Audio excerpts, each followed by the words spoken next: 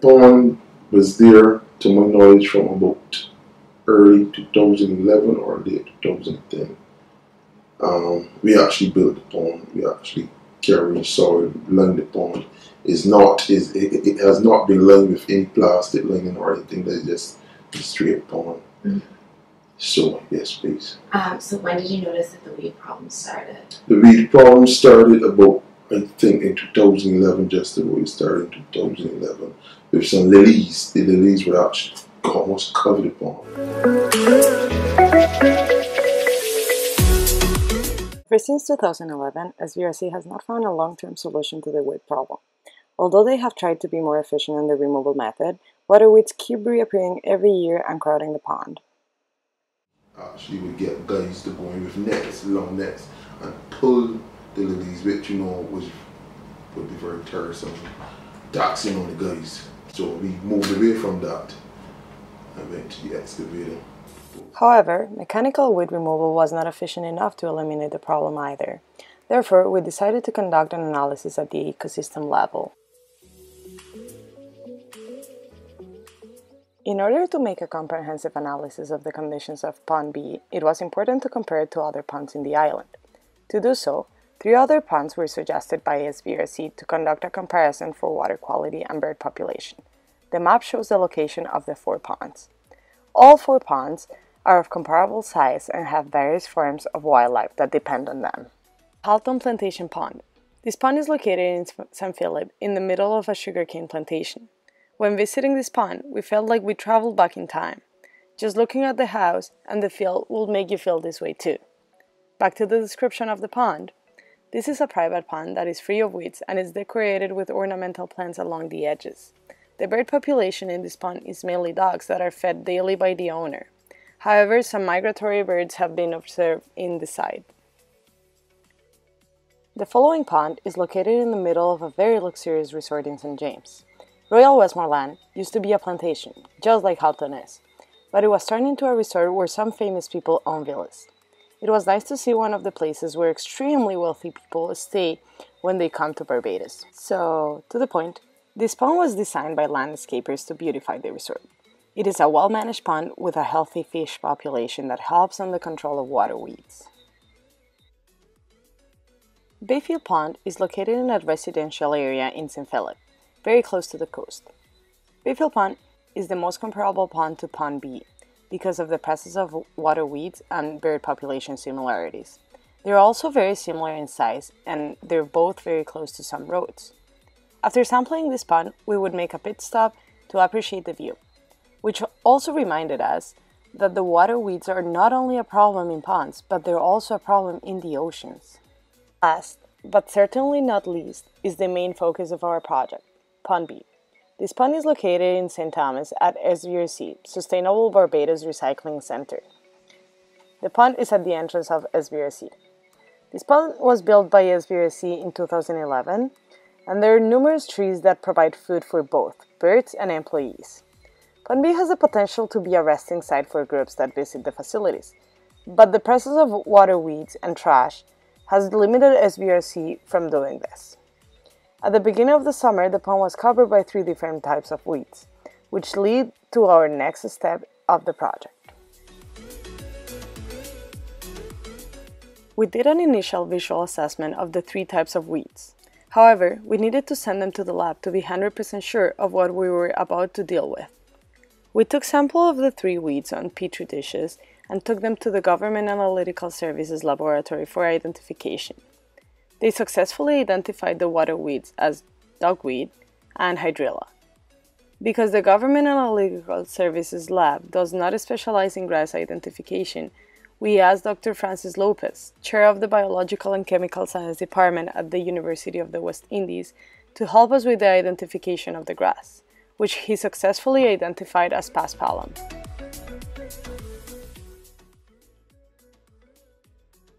Dogweed is a small floating aquatic plant with a single root that extends downwards into the water.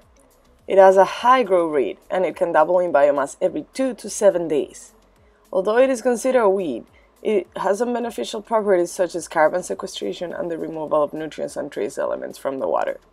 However, If it becomes too dense, it can block out light from reaching the water, lowering photosynthetic rates for other aquatic plants.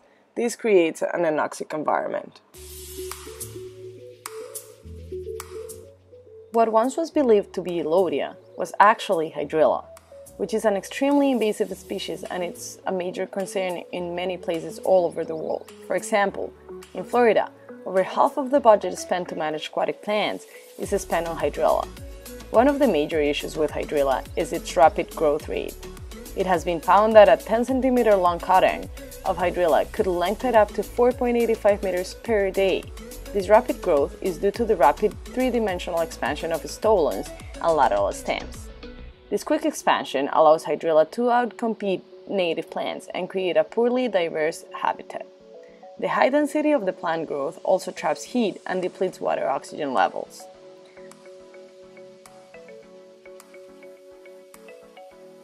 Paspalum is commonly known as a weed. It reproduces through seeds, which are easily spread by wind, water, animals, and humans. Therefore, when it is present in an area, it is difficult to eradicate completely. This species can grow up to 1.5 meters in length, and it is rooted firmly through its rhizomes. Paspalum is often found in wet environments. However, once established, it is drought resistant. Water quality assessment was one of our major focus for the project. We sample each pond twice for biological oxygen demand, chemical oxygen demand, and the three plant-limiting nutrients, nitrogen, phosphorus, and potassium. We found that nutrient levels in Pond B were fairly high. These results prove that the excessive weed growth was due to eutrophication, an excess of nutrients in the water that promotes plant growth. But as the weeds die, the biomass sinks to the bottom of the pond and microorganisms break it down. This process takes up huge amounts of oxygen due to aerobic decomposition, so it can lower the oxygen levels and further increase weed growth due to the release of plant-available nutrients. Because of oxygen depletion, it is imperative to control water weeds.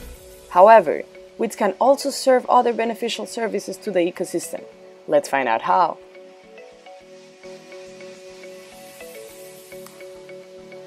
Some of the other growth around the pond provide shelter for various species of birds. The common gallinals will take some of the rushes and use it to build their nests, or they will nest within the rushes and grasses. It provides hiding space for birds that visit periodically. We occasionally have a striated heron, which is quite a rare bird for Barbados. It's very common in Trinidad, but very rare in Barbados. We have a striated heron that's been visiting the pond recently, well, for the last 2 years. And that bird tends to like to take cover within the surrounding grasses. However, we have to be careful that these surrounding grasses and weeds and rushes don't overtake the pond, as I've seen it happen in many other areas. So the pond at SBRC periodically needs cleaning. However, the level of cleaning needs to be controlled, because last year we had an excavator come in and clean the pond, and he cleaned the pond. We had some mass ducks, which are very secretive ducks that had started to take up residence here. And some of those surrounding vegetative growth was being used by the mass ducks for cover. And when it was removed, the mass ducks left. That's unfortunate, and in future cleanings, we probably need to ensure that we designate an area of the pond that will remain untouched, that birds that require cover, require a nesting area or whatever, still have somewhere. It's important when you have a pond that birds and other wildlife may be using, that you don't disturb it completely.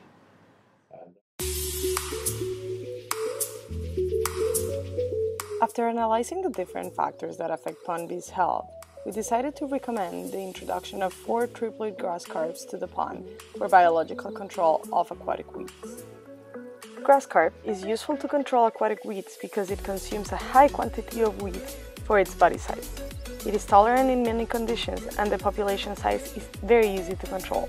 There is no risk of grass carp establishing in undesired areas, as female triploid grass carps have been genetically modified to be sterile, and the sperm of male fish is non-functional. Once the fish reaches about 4 inches in length, it is almost fully vegetarian and feeds on algae, dogweed, soft pond weeds, as well as submerged plants such as hydrilla. This fish has the potential to keep the weed population low and therefore improve the health of pond B. We made this recommendation because this control method is economically feasible and offers a long-term solution to what once appeared to be an endless problem.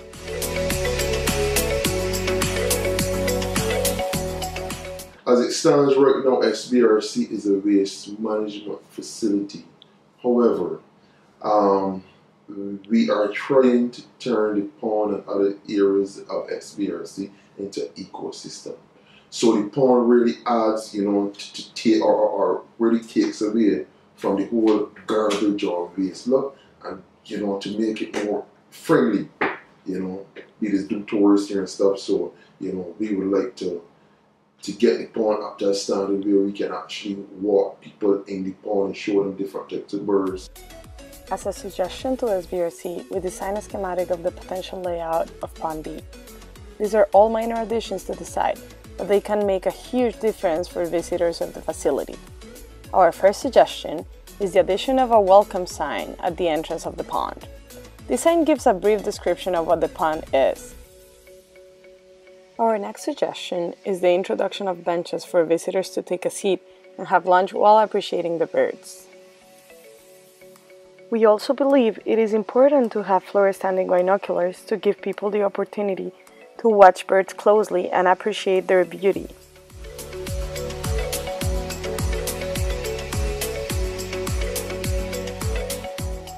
The introduction of educational bird signage would be a great addition to the pond. Here is an example of what a sign would look like. Lastly, we recommend SBRC to have hedges to stop plastic from blowing in.